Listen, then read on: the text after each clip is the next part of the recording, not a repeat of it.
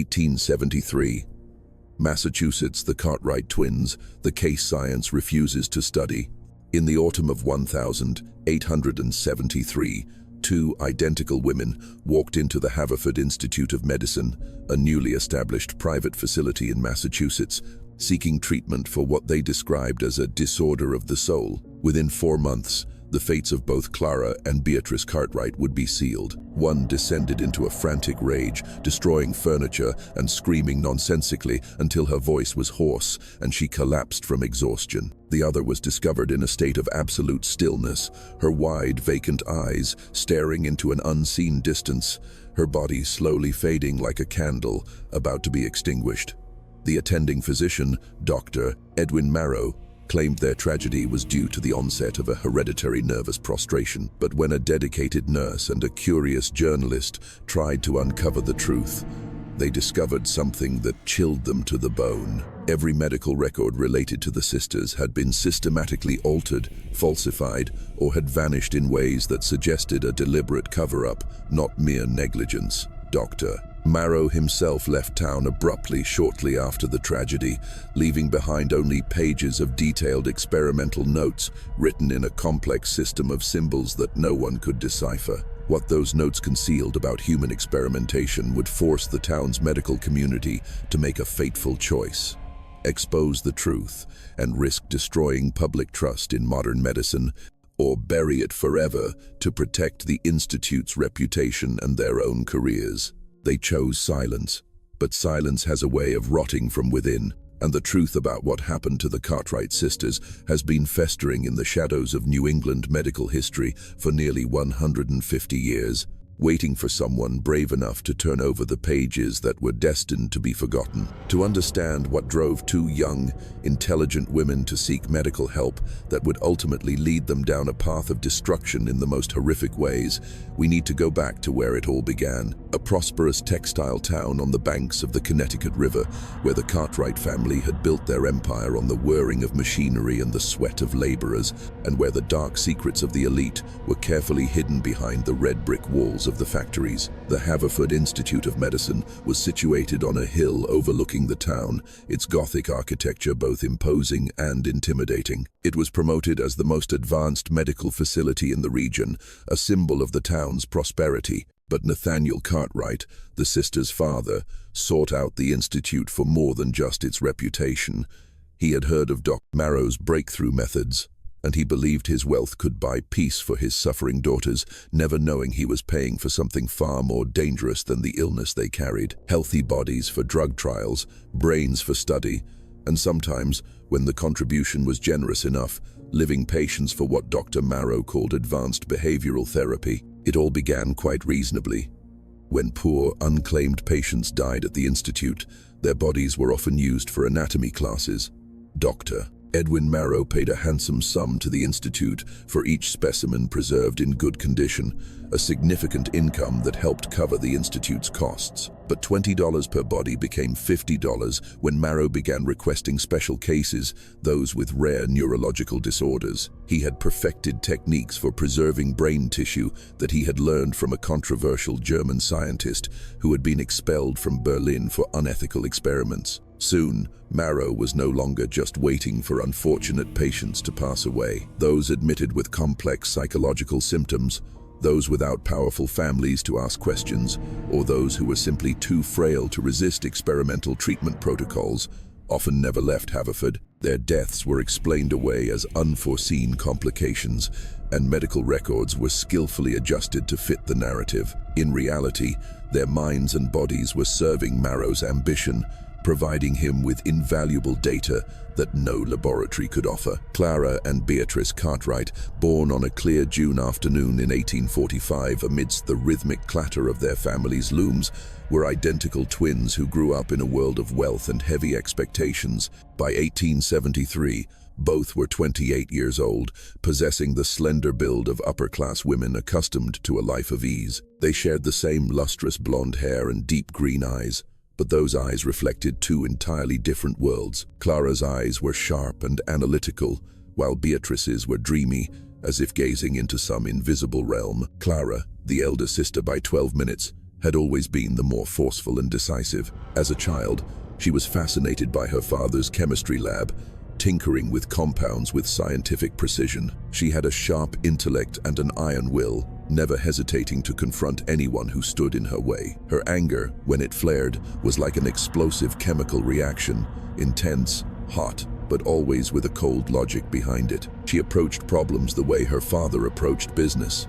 methodically, efficiently, and always with an eye on the end result. Beatrice, born as the last rays of the afternoon sun gilded the river, possessed an ethereal stillness that most people found more perplexing than her sister's assertiveness. Where Clara would confront with sharp arguments, Beatrice would simply fall silent, looking with her deep green eyes until the other person felt as if their every thought was laid bare. She had learned early on that silence could be more powerful than words, that an unspoken understanding carried more weight than any grand pronouncement. The sisters were educated at home by the finest tutors, as was customary for wealthy industrialist families, but their education followed very different paths. Nathaniel, obsessed with what he called industrial innovation and the practical application of science, had unwittingly encouraged his two daughters to pursue their distinct interests from a young age. By their teens, Clara had her own small chemistry lab, while Beatrice had read through the family's vast library,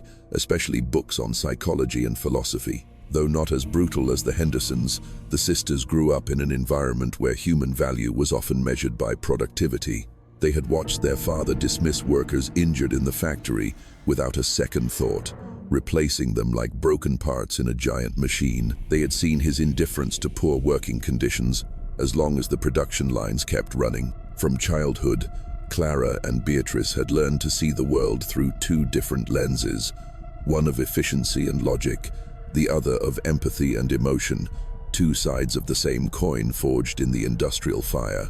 Haverford in 1873 was a town torn between the traditional Protestant ethics of New England and the bold scientific ambitions of the industrial age. The Haverford Institute of Medicine, established just a few years earlier, was quickly gaining a reputation as one of the most progressive facilities in the region.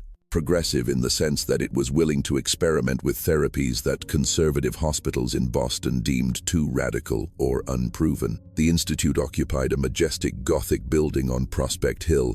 Its pointed spires and arched windows made it look more like a cathedral than a hospital. The building's design, with its long corridors and high ceilings, was meant to evoke a sense of the profundity and authority of medicine, a place where the mysteries of the human body and mind could be deciphered.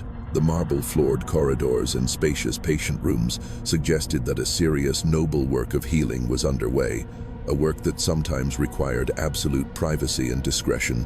Dr.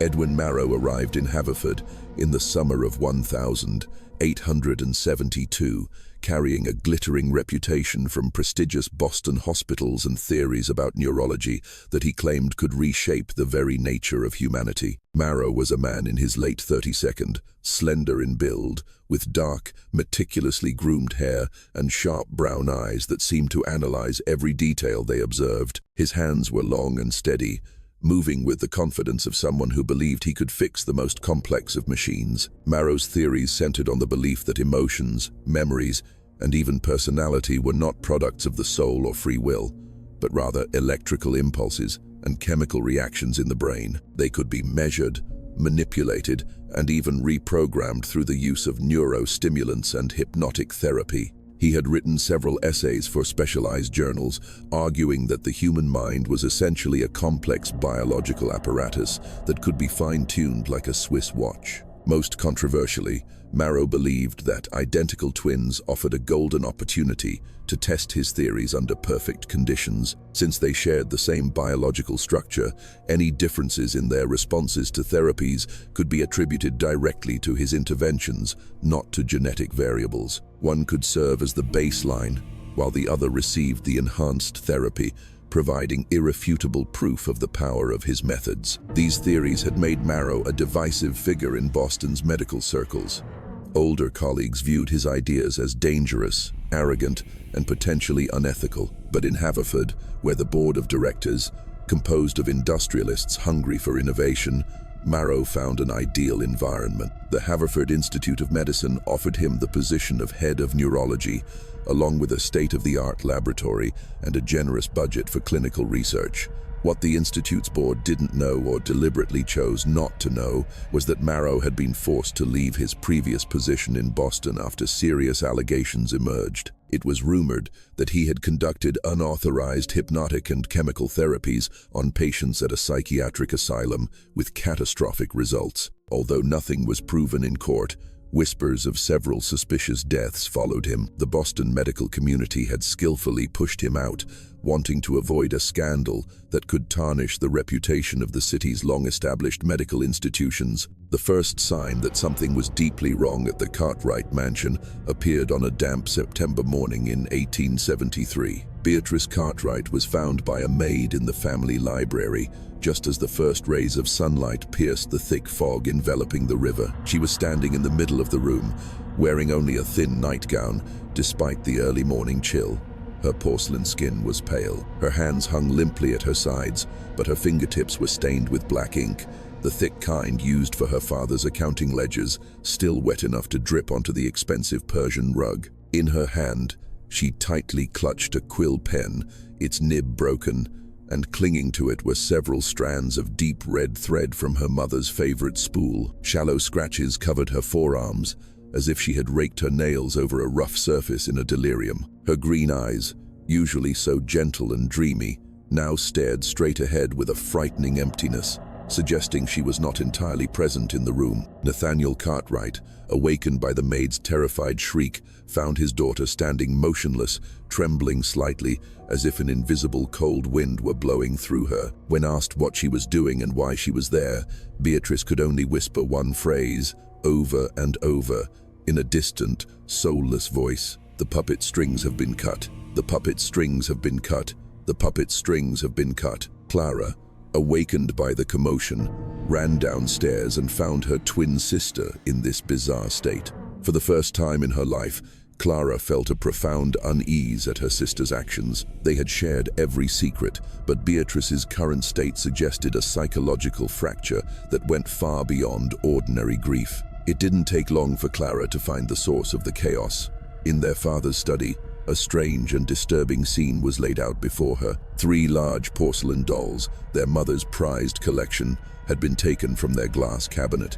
They were seated neatly at Mr. Nathaniel's desk, facing the open ledgers. The dolls' hands were placed on the pages of the books, as if they were examining the numbers. But the most horrifying detail was that their glass eyes had been smeared with black ink, and the ink ran down their porcelain cheeks like black tears. The head of one doll had been shattered, the porcelain shards scattered on the floor, and next to it lay the spool of deep red thread Beatrice had held, a few strands clinging to the fragments. The scene had a morbidly ritualistic quality, rather than being a simple act of vandalism.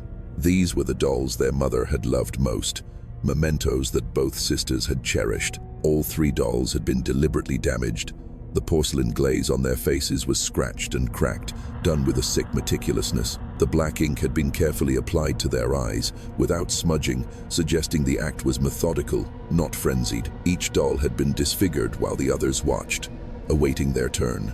But their arrangement on the desk afterward required a level of bizarre planning that made the act even more disturbing. Someone had taken the time to position them precisely, adjusting their posture several times to create a silent, macabre tableau. Beatrice had no memory of damaging the dolls or arranging them afterward. When confronted with the physical evidence, the ink on her hands, the broken pen, and her clear presence in the library, she just stared blankly and insisted she had been in her bedroom all night. Her voice remained flat and distant, as if she were recounting a dream instead of an act of destruction. Clara, despite her strong protective instincts toward her sister, found herself deeply bewildered by Beatrice's complete indifference to the event. In the past, when they had gone through pain together, Beatrice had always shown her emotions deeply, whether through tears or a heavy silence. But now, she seemed completely disconnected from reality, as if the person who had committed this act was someone else entirely. Nathaniel Cartwright,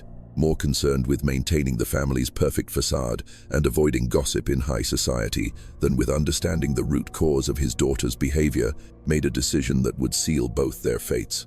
Instead of seeking advice from the family doctor, who might ask uncomfortable questions, he decided his daughters needed a more intensive intervention. He explained to friends and business partners that his daughters were suffering from nervous prostration after the shock of their mother's death. He had the study cleaned and the damaged dolls put away, trying to erase all traces of the incident. To explain Beatrice's condition, the family claimed she had suffered a panic attack and the scratches were from her harming herself in her confusion. But the incident had clearly awakened something in both sisters' minds. In the following days, Beatrice began to experience what she described as waking dreams. She would sit for hours staring out the window, occasionally pointing at falling leaves and whispering about spirits in conversation that only she could hear. Her sleep was fitful, disturbed by images she couldn't put into words. Meanwhile, Clara found herself tormented by a simmering, growing anger. She began having nightmares in which she saw herself smashing everything in her father's factory,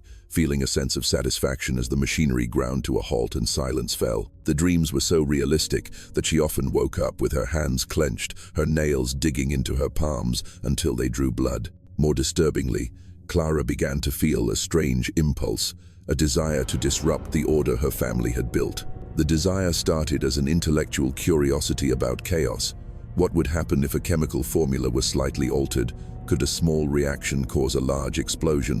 Where were the limits of endurance? But the curiosity gradually evolved into a compulsion, a growing need to witness collapse with her own eyes. The twins, who had always shared a deep psychological understanding, seemed to be resonating with each other's instability in ways neither fully understood. Clara began spending more time in her lab, claiming she needed to focus on her work to forget her grief. Beatrice spent hours staring at her hands, believing they were stained with memories only she could feel, sometimes rubbing her fingers together obsessively until her skin was raw. As autumn gave way to the cold Massachusetts winter and the factory smokestacks began to belch thicker smoke into the gray sky, the psychological states of both Cartwright sisters continued down two opposing paths. As if orchestrated by an invisible hand, Clara's outbursts, once just sharp retorts, became more frequent and increasingly harsh. She would fly into a rage over trivial matters that had never bothered her before: a servant misplacing a book,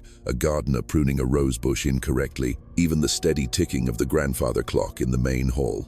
During these moments, her words became as sharp as a scalpel, as if her anger was providing her with a vocabulary of vitriol she never normally used. At one dinner party, she publicly humiliated a business partner of her father's who had made the mistake of suggesting women should only concern themselves with domestic affairs. Clara responded with a cold, detailed analysis of the inefficiency in his factories, exposing his managerial flaws in front of everyone. The verbal assault was so intense and precise that Nathaniel and the other guests were left speechless, unable to interrupt her ruthless intellectual attack. Beatrice's condition evolved in the opposite direction, but with equal speed and intensity. While her sister grew sharper, Beatrice became more and more ethereal, as if she was slowly dissolving from the physical world into an internal space no one else could touch. She began to speak only in whispers when questioned, and her answers became increasingly metaphorical and incomprehensible. The maids reported finding Beatrice in strange places in the house, always sitting or standing completely still, as if she had been placed there like a statue and forgotten. They would discover her at dawn in the winter garden, staring at the withered roses with unblinking eyes. Sometimes she would be found sitting in her late mother's room, in the exact chair she had favored, a book open in her lap as if she were reading, but her gaze looking straight through the pages. Most disturbingly, she was repeatedly found in her father's study, standing in the exact spot where the dolls had been vandalized, reaching out to touch invisible spaces and whispering conversations with people who weren't there. When asked about these nocturnal wanderings, Beatrice would claim to have no memory of leaving her room. She insisted she went to bed in her own bed each night and woke up there each morning with no awareness of the hours that had passed in her fugue state. The servants, already nervous about the strange behavior of both sisters since their mistress's death, began to whisper among themselves about supernatural explanations for Beatrice's condition, that she was being haunted by grief. Nathaniel Cartwright, desperate for some rational solution to his daughter's rapidly deteriorating mental states, began consulting with various physicians in Haverford and neighboring towns. Most dismissed the symptoms as hysteria, a temporary condition brought on by the shock of their mother's death and the confines of upper-class female life. They suggested a trip to Europe, or simply throwing more parties as a distraction. But Dr. Edwin Marrow, when presented with a detailed account of the sisters' conditions by Nathaniel during a fundraiser for the Institute, showed an immediate and intense interest that went far beyond professional empathy. Marrow listened to Nathaniel's story with the focused attention of a researcher who had just found the perfect subjects for his work. He asked probing questions about their specific symptoms, the differences in their dreams, and the psychological connection between the two sisters. What excited Marrow most was the perfect symmetry in Clara and Beatrice's decline. If one was becoming increasingly rational and aggressive,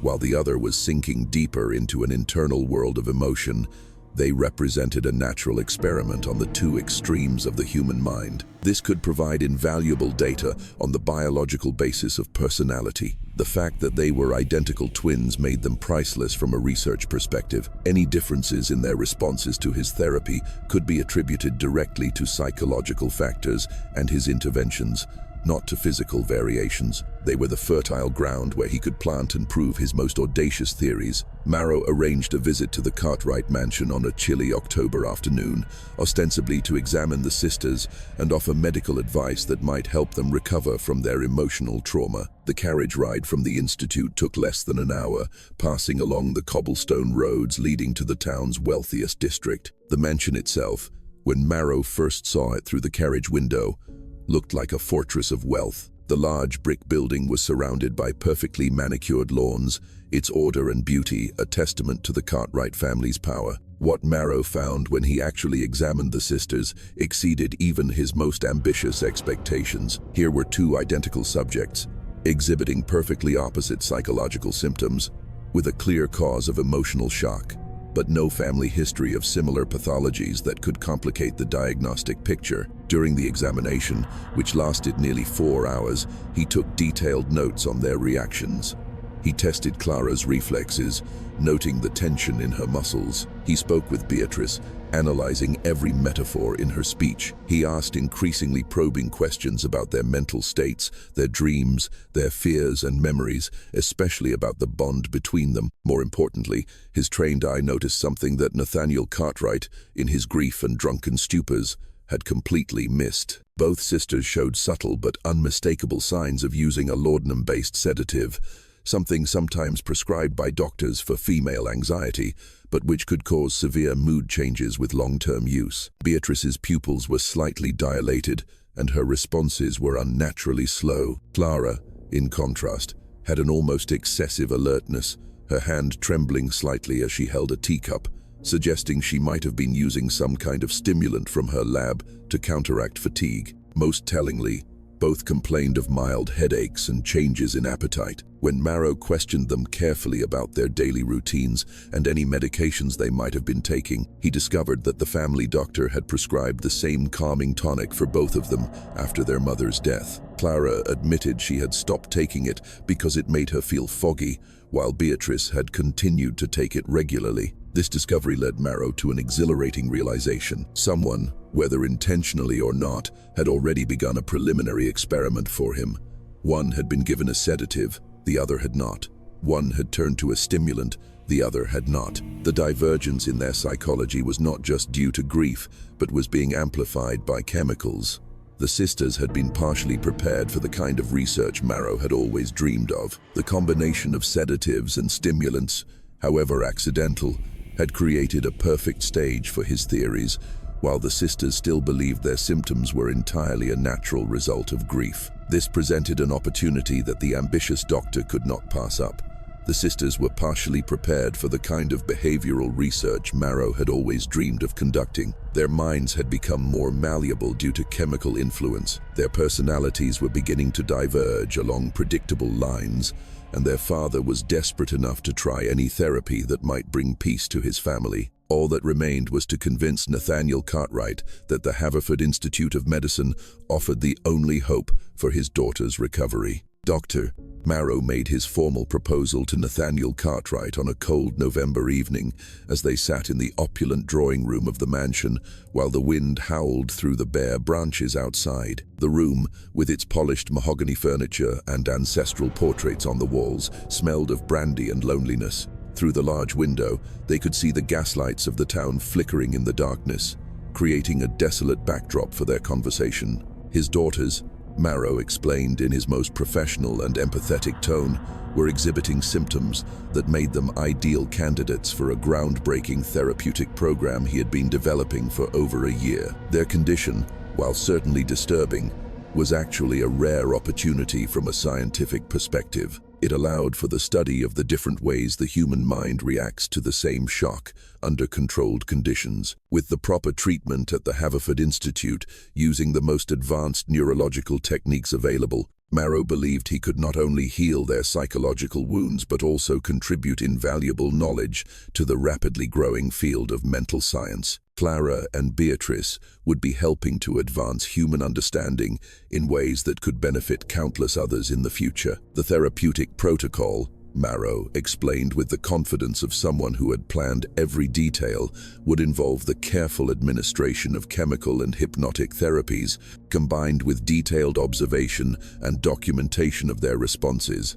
Clara and Beatrice would be housed in comfortable private rooms, specifically designed to create a tranquil environment. They would receive the most dedicated medical care and be monitored by trained professionals who understood the complexities of the human mind. The program would last approximately 4 months, during which the sisters would be completely isolated from external stresses that could hinder their recovery. At the end of this period, Marrow promised they would be returned to their family, not only cured of their current symptoms, but also stronger and more self-aware. The experience of participating in an advanced therapy would give them the tools to face life, helping them become resilient and independent women. Nathaniel, desperate to have his daughters back to their former selves and intrigued by the idea that his family's tragedy could contribute to scientific progress, was completely convinced by Marrow's proposal. The doctor's reputation was impressive. His explanations sounded scientific and rational, and the Haverford Institute was known for being at the forefront of new treatments.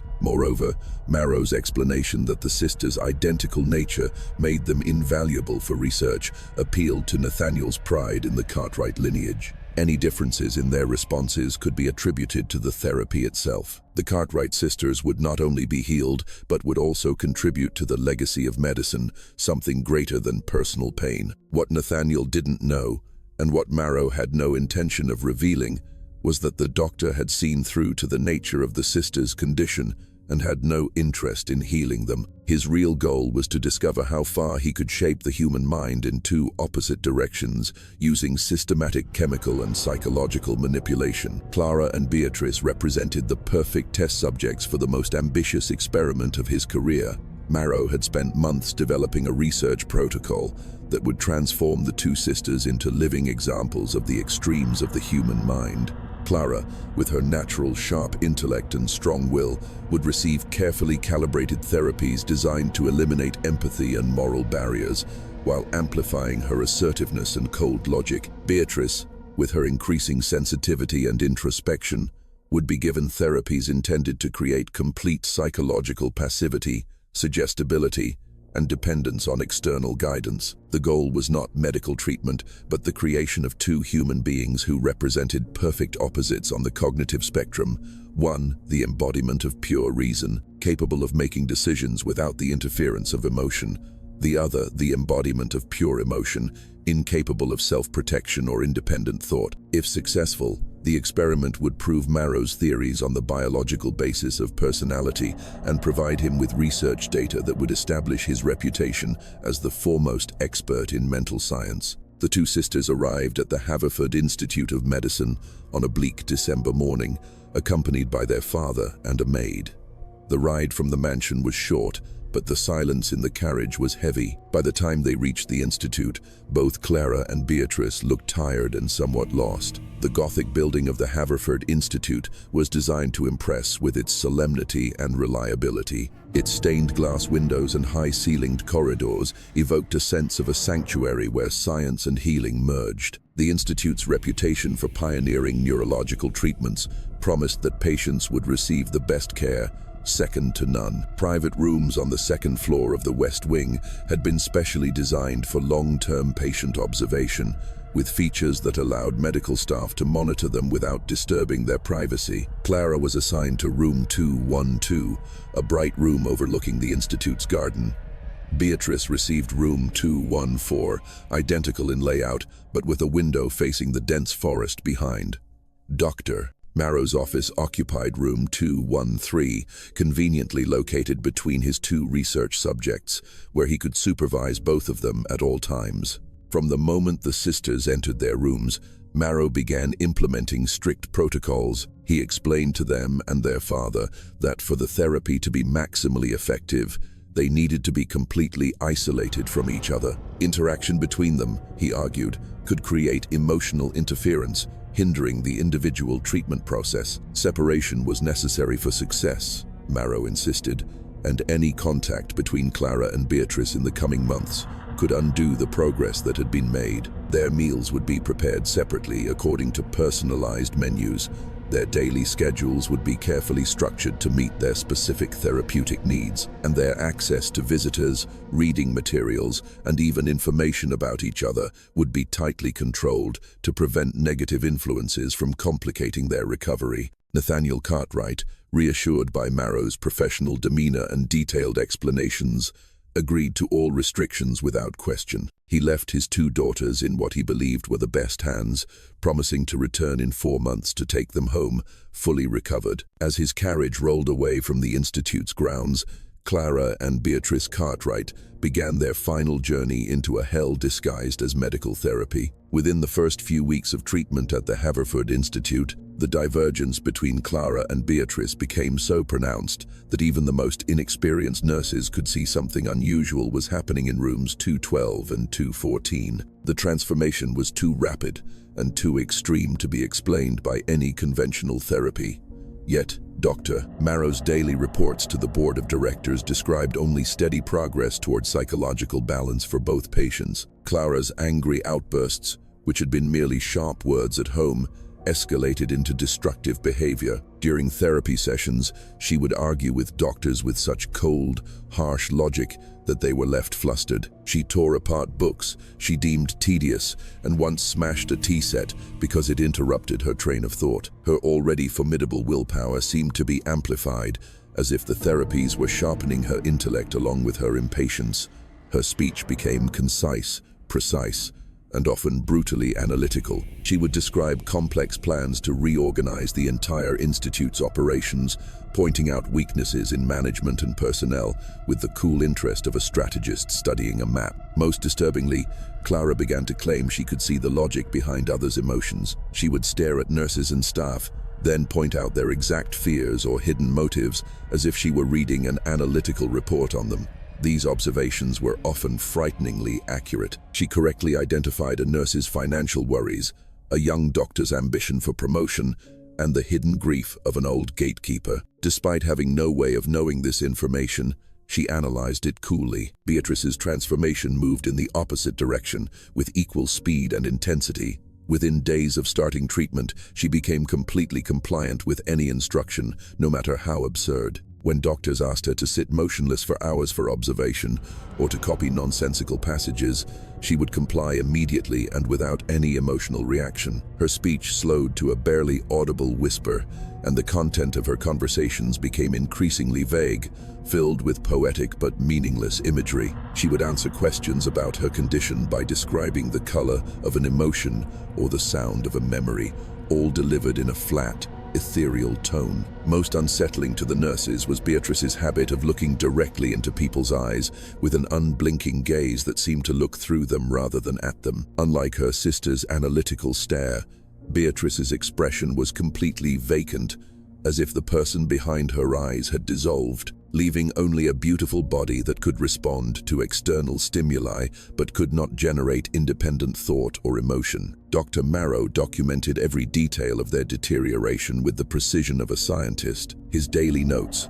written in a system of symbols he had developed himself, recorded their reactions to various therapies, chemical, hypnotic, along with changes in behavior, sleep patterns, and his own theories about the ongoing neurological mechanisms. The substances Marrow was using went far beyond anything considered legitimate therapy. Clara received carefully calculated doses of strychnine combined with experimental stimulants that Marrow had obtained through correspondence with chemists in Europe. The goal was to suppress the brain's emotional centers while enhancing the areas responsible for logic and analysis. Beatrice's therapy involved different but equally dangerous substances. Her hypnosis sessions were combined with the use of ether to induce a dreamlike state, along with experimental sedatives designed to weaken the ability to form independent will. Marrow believed this would make her completely dependent on external guidance for even the most basic decisions. The objective was to reduce Beatrice to a state of complete emotional dependency, where she would be incapable of logical thought or resistance to any psychological influence. Other medical staff at the institute began to express serious concerns about Marrow's methods as the sisters' conditions became impossible to hide. Dr. Alistair Finch, an older physician and a friend of the Cartwright family, noticed that Marrow was using therapies not recognized in any mainstream medical protocol. When Dr. Finch tried to review Marrow's treatment records and notes, he was told the information was highly confidential and that outside interference could disrupt the fragile balance of the sisters' recovery. Nurse Margaret Maggie Poole, a young, dedicated, and perceptive woman, had been assigned to the daily care of both patients. What she witnessed during her shifts left her haunted and convinced that something terrible was being disguised as medical progress. She began keeping a private journal about the sisters' conditions, documenting changes she believed no legitimate therapy could produce. According to her notes, Clara had begun to map out detailed plans to optimize the institute's operations, describing methods of staff, control, and discipline with a cold logic and technical precision that showed a deep understanding of human psychology. She would explain exactly how to exploit a person's weakness to force compliance, how to create competition to increase productivity, and how to maintain absolute power through information. These discussions were presented in a calm, objective tone that made them infinitely more frightening than her previous rages. Meanwhile, Beatrice had become so passive that she would not eat, drink, or even change her sitting position unless specifically instructed. Nurse Maggie discovered she could arrange Beatrice's limbs in any position, and she would remain that way for hours, like a living doll placed by an artist. Her responses to questions became increasingly delayed, as if the words had to travel through a vast ocean of emotion in her mind before they could form an answer. The most disturbing aspect of Beatrice's condition was the complete loss of her sense of self-preservation. When she accidentally spilled hot tea on her hand during one of Maggie's visits, she showed no reaction to the pain and made no attempt to pull her hand away. When her blood was drawn for testing, she would watch the blood flow from the needle prick with a distant curiosity, but with no awareness that the body being injured was her own. Nurse Maggie's concerns about Marrow's methods reached a crisis point one evening in late November when she chanced upon Dr. Marrow preparing a therapy for the sisters that was clearly not ordinary medicine. Through a cracked open door, Maggie saw Marrow mixing two different solutions. One was a pale amber color, likely a strong plant extract.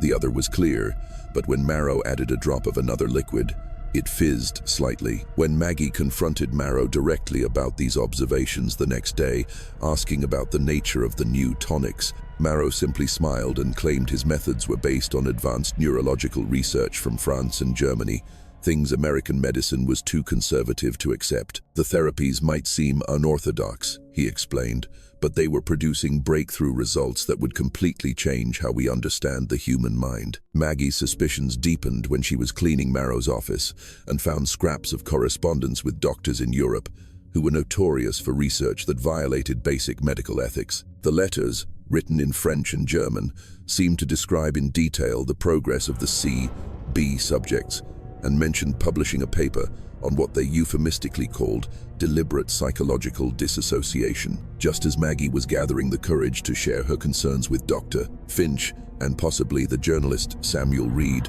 tragedy struck. Beatrice Cartwright disappeared from her room on the night of the 28th of November, 1873. The circumstances of her disappearance were immediately suspicious to anyone who understood Beatrice's true mental state. Her door was found unlocked the next morning, despite strict rules that rooms in this section be locked at night. Her bed was neat, as if it had never been slept in, but her personal belongings were untouched. There were no signs of a struggle or forced entry.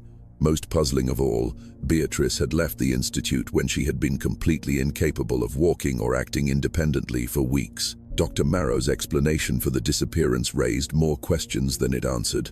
He claimed that Beatrice had had a sudden emotional awakening. He suggested she had felt homesick and had perhaps tried to walk back to her family's mansion, even though the mansion was nearly a mile away, and Beatrice had been incapable of making her own decisions for months. Or, he suggested smugly, his therapy had been more successful than anyone realized, and Beatrice had recovered enough will to plan and execute an escape. A search of the institute building and surrounding area revealed no trace of Beatrice, though several night staff reported hearing strange sounds coming from the basement area where old equipment was stored. The sound of clinking glass, muffled whispers, and what might have been faint, intermittent music. When the area was checked, nothing unusual was found, though some noted that one of the storage rooms seemed suspiciously clean and tidy, inconsistent with its usual dusty, neglected state. Clara's reaction to the news of her sister's disappearance was immediate and more terrifying than anything she had displayed during her months of treatment.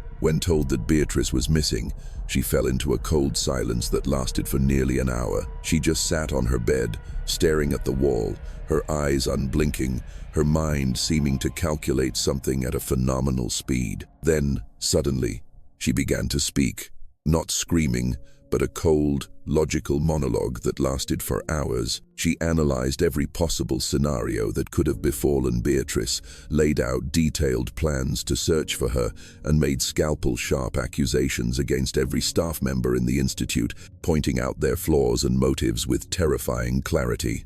This intellectual explosion was different from her previous rages in both its intensity and its cruelty. Clara seemed to possess a superhuman analytical ability, connecting events and possibilities with an irrefutable logic. Her accusations were not random anger, but carefully deduced conclusions about how the institute had failed to protect her sister and how she would hold each person accountable. When the monologue finally ended, Clara fell silent again, then asked calmly, "When can I see my sister?"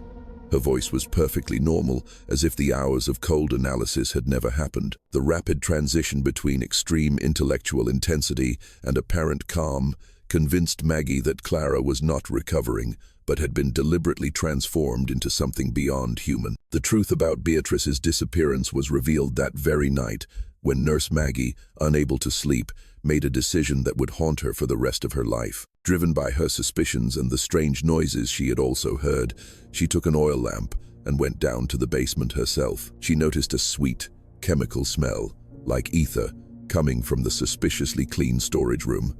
The door was only loosely latched. When Maggie pushed the door open, she found the body of Beatrice Cartwright. She wasn't lying on the floor, but was seated neatly in an old surgical chair, with such care and precision that it was obvious this was not the result of an accident or suicide. It was a deliberate arrangement. Beatrice's body had been arranged in a morbid parody of a reading session, her hands placed gently on an open book of poetry in her lap. Her nightgown was smoothed perfectly, as if she had simply fallen asleep and might wake at any moment. Most disturbingly, her eyes were wide open, staring straight ahead, not held by metal clips, but by an unnatural emptiness, creating the illusion that she was still there, observing her surroundings with a strange serenity. Maggie, though horrified, had enough presence of mind as a nurse to realize that Beatrice had been dead for some time. This meant she had been killed on the very night she was said to have disappeared. The cause of death was not immediately obvious, with no signs of trauma, but on her arm, There was a tiny, almost invisible needle mark. Most horrifyingly, when Maggie gently touched Beatrice's hair, she felt a difference at the back of her head. A section of hair had been skillfully cut away, and underneath it, she could feel a sutured incision that had been expertly stitched. Dr. Marrow, when confronted with this discovery by Maggie and Dr. Finch the next morning, offered an explanation that was transparently false to anyone with medical knowledge. Beatrice had suffered a sudden cardiac failure during the night, Marrow claimed, and had passed away despite his best efforts to save her. He had moved the body to the basement to conduct a discreet post-mortem to avoid causing a panic, and was preparing his report when the body was discovered. The incision at the back of her head, according to Marrow's account, was part of a standard post-mortem procedure to examine the brain in order to determine the precise cause of the heart failure. He produced hastily written notes, supposedly documenting Beatrice's final hours, but the handwriting seemed rushed, and the medical details were inconsistent with a typical case of cardiac arrest. But Nurse Maggie had kept her own careful journal on the sisters' conditions, and her observations contradicted every aspect of Marrow's explanation. Beatrice had shown no signs of heart disease during her time at the institute. Quite the opposite, her physical health was excellent. More importantly, Maggie had personally checked on Beatrice just hours before she supposedly died and had found her in her usual passive state, showing no signs of distress or medical emergency. Most damningly, Maggie had witnessed Dr. Marrow walking toward Beatrice's wing late on the night of her disappearance. He wasn't carrying his usual medical bag, but a small wooden box, the kind he used to store his delicate surgical instruments and vials of experimental chemicals. She had assumed it was for a late-night therapy session, but now the timing seemed too coincidental to be innocent. When Dr. Finch and the Institute's board demanded to see Marrow's complete treatment records for both sisters, hoping to understand why Beatrice's condition had ended so tragically, they discovered that most of the documents had vanished. What remained were loose pages of notes written in Marrow's system of symbols, but a few sections, which Maggie remembered the symbols for, could be roughly deciphered.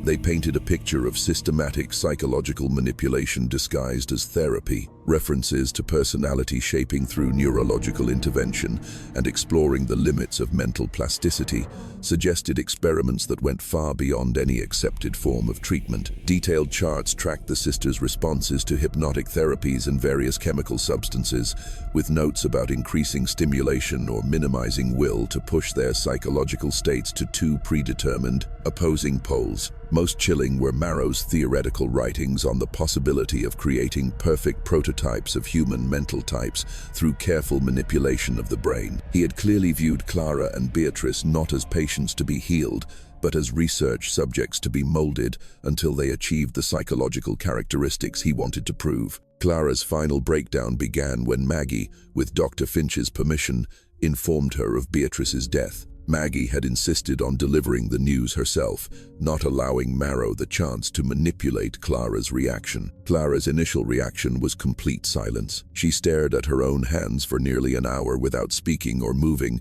as if her mind were trying to process an impossible equation. Then, suddenly and without warning, she began to laugh. A cold, emotionless laugh that quickly became more frightening than any of her previous rages. The laughter continued, interrupted only by moments when she would murmur complex chemical formulas and nonsensical phrases about the puppet's strings being cut and the doctor's perfect experiment. The nurses could hear her voice echoing down the hall, and a sense of dread spread through the wing. In her few brief moments of lucidity, Clara told Maggie things that would haunt her forever. She claimed Dr. Marrow had been giving them tonics that change your thoughts from the inside, and that the therapies had been specifically designed to turn one of us into pure reason and the other into pure emotion. She described feeling her own empathy gradually disappear as the therapies took effect, feeling herself becoming a cold, logical machine that she couldn't control or understand. Most disturbingly, Clara revealed details about Marrow's methods that had never been officially documented. She described how, under hypnosis, Marrow had shown her images of Beatrice becoming increasingly passive and vague. She claimed that Marrow had been documenting their reactions to perceiving each other's changes as part of his research into the psychological bond between twins. According to Clara, the experiments had been designed not just to modify individual behavior, but to study how the degradation of one would affect the mental state of the other. Marrow had deliberately pushed Beatrice into a state of passivity while observing how Clara's awareness of her sister's dissolution would affect the development of her own cold logic. This revelation suggested that both sisters had been conscious victims of the therapy, not passive subjects, and that their final psychological states were the intended results of months of systematic manipulation rather than unexpected side effects. After this horrifying revelation, Clara fell into a state of complete silence. She would not eat, drink, and refused all care. She just sat on her bed, looking out the window, as if waiting for something. Maggie, with the help of the journalist Samuel Reed, whom she had contacted, arranged to get Clara out of the institute secretly that night. They feared Marrow would harm her to silence her, but it was too late. When they entered her room, they found Clara dead. She was sitting calmly in her chair, holding a small, empty vial of a chemical from the lab that she had managed to hide. The official cause of death was listed by the institute as suicide due to nervous prostration. But Maggie knew the truth. It was a final act of will, a logical choice to escape an experiment she could no longer control. Her last words, scrawled on a piece of paper left for Maggie, were, "Tell them what he tried to create. Tell them we were people, not machines. Tell them the puppet strings were cut because the master cut them." Dr. Edwin Marrow vanished from Haverford exactly 24 hours after Clara's death, leaving only a brief letter of resignation, claiming he had received a sudden research offer in Europe that required his immediate attention. When the Institute's board, under pressure from Nathaniel Cartwright and Samuel Reed's impending article, tried to investigate him, they discovered that no record of his prestigious credentials in Boston could be independently verified. The hospital where he claimed to have previously worked only confirmed a brief period of employment, and the research offer in Europe turned out to be entirely fictitious. Marrow had vanished into thin air, like a ghost. More disturbingly, articles Samuel Reed found in old archives revealed that several asylums in New England had reported unexplainable cases of miraculous recoveries or sudden breakdowns in patients during periods when a young doctor matching Marrow's description had been on staff. A thorough search of Marrow's office and lab, conducted before a mysterious fire broke out, revealed the true scope of his activities. Samuel Reed managed to grab a notebook just before everything was consumed by the flames. Hidden in a secret compartment of the desk, it contained detailed notes describing months of psychological and chemical manipulation designed to transform the Cartwright sisters into what he called perfect prototypes of cognitive types. The notebook, written in a complex system of symbols, was partially deciphered with Maggie's help. It revealed that Clara had been given carefully calculated combinations of strychnine and other experimental stimulants, designed to suppress the emotional centers and enhance logical capacity to an extreme degree. The goal was to create a human being capable of unlimited reasoning without being bound by morality or affection. Beatrice's therapy had involved the use of ether and deep hypnosis, combined with sedative compounds intended to destroy independent thought and create complete dependence on external emotional stimuli. The goal was to bring her to a state where she could not function without constant guidance. Most chillingly, the notebook revealed that the Cartwright sisters were not Marrow's first subjects. References to Case A and Case B suggested he had been conducting similar experiments for years, using vulnerable patients from various institutions. The two sisters were just his most ambitious attempt to prove that human personality could be completely restructured, but they were part of a pattern of systematic abuse that had been disguised as legitimate medical research. The notebook also contained detailed observations on the psychological effects of letting one twin perceive the changes in the other, suggesting that Marrow was studying not just individual responses, but also the deep psychological bond between them. He had deliberately let Clara know about Beatrice's deteriorating condition, using her concern as a tool to enhance her focus on logic and eliminate her own emotions. The Institute's board, faced with the undeniable evidence from the notebook and pressure from Samuel's article, confronted an impossible choice that would determine the future of the Haverford Institute and the reputations of the town's most powerful families. They could expose Marrow's crimes and publish the notebook, which would bring belated justice to the Cartwright sisters, but could also completely destroy the reputation of the Haverford Institute and tarnish the names of its founding families. Or they could bury the evidence, blame a single rogue doctor, and hope that such horrors would never be repeated, protecting their legacy and ensuring the full truth would never be known. After several closed-door meetings with Nathaniel Cartwright and other influential town leaders, they chose a compromise, a controlled silence. Samuel Reed's article was allowed to be published, but it was heavily edited,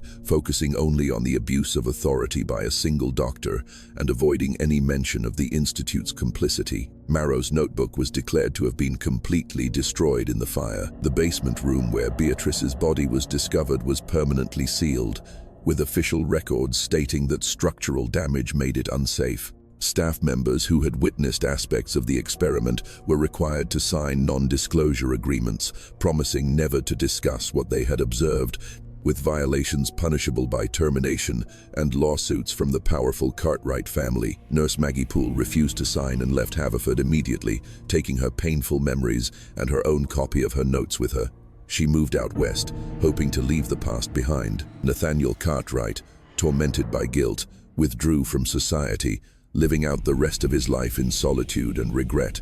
He never spoke of the true circumstances of his daughter's deaths. To the public, the story was told that the two sisters, in their grief, had taken their own lives together, but the silence imposed by the Institute could not completely extinguish the horror of what had happened in rooms 212 and 214. Maggie, before she left, entrusted a copy of her journal to Samuel Reed, who kept it carefully.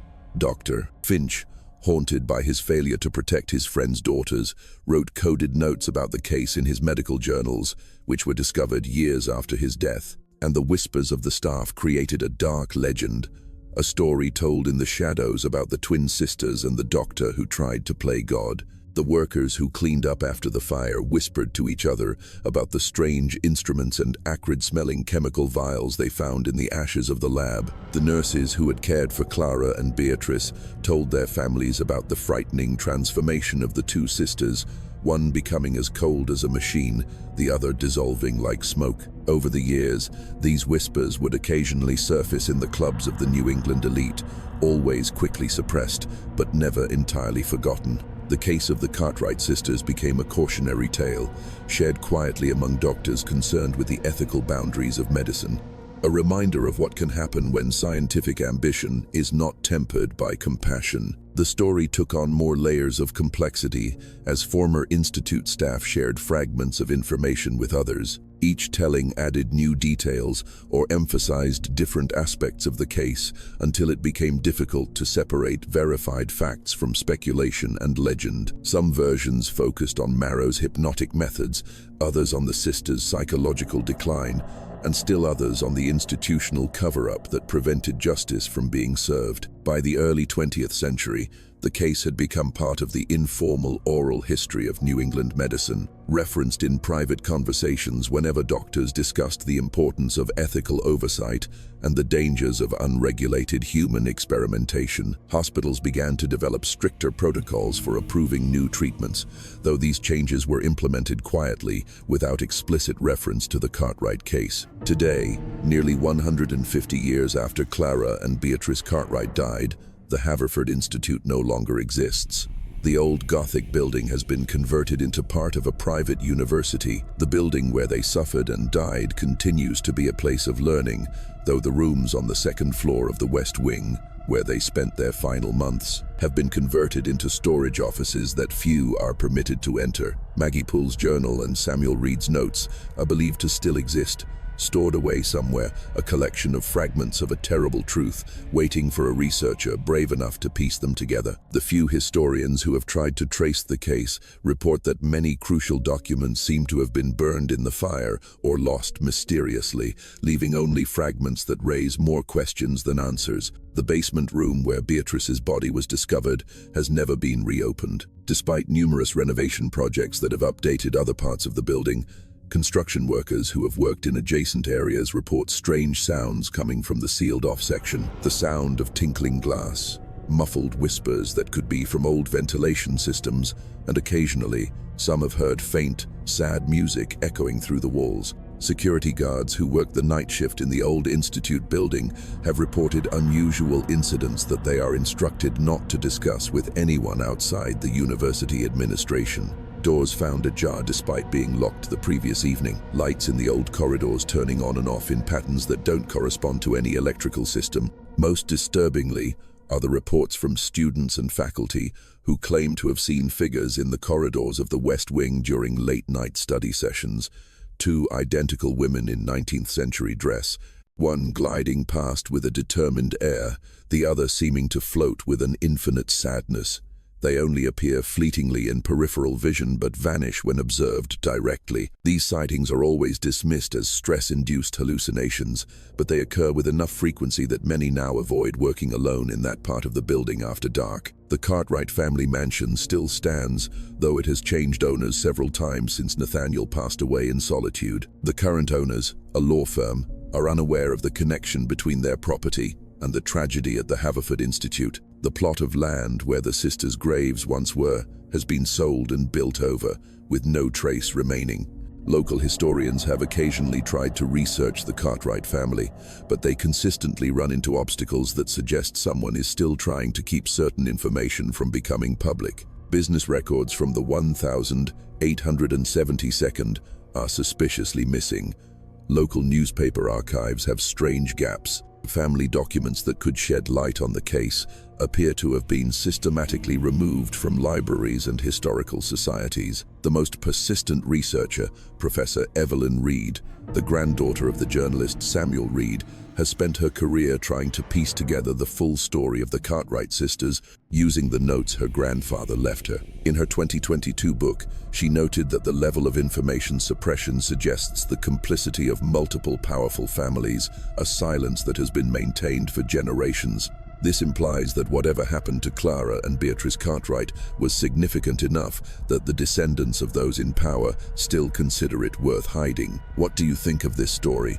Do you believe experiments like Dr. Marrow's could have really happened in 1873 when medical regulations were nascent and patients' rights were virtually non-existent? The techniques Dr. Marrow allegedly used, hypnosis, ether, and chemical compounds, were theoretically quite possible with the neurological and chemical knowledge of the late 19th century, and the institutional cover-up reflects patterns we know occurred in many real historical cases of medical abuse. Leave your comment below about whether you think the Cartwright sisters were real victims of a medical experiment, or if this is the kind of horror story that grows out of legitimate historical fears about unchecked science. Do you believe that evidence of such cases might still be hidden in medical archives across the country, waiting to be discovered by researchers brave enough to ask the right questions? If you found this investigation as disturbing and compelling as we did, subscribe to our channel to never miss our deep dives into America's darkest historical secrets. Hit that notification bell so you'll know immediately when we release new content, and share this video with someone who appreciates mysteries that make you question what really happened in our past. The truth about human experimentation in medical history is always more horrifying than fiction, and sometimes the most terrifying stories are the ones that institutions refuse to acknowledge ever happened. Remember, the line between historical fact and historical fiction can be surprisingly thin, especially when powerful institutions have reasons to keep certain truths buried. The Cartwright sisters may be gone, but their story serves as a reminder that the price of scientific progress has sometimes been paid by people who never consented to become part of history's darkest experiments.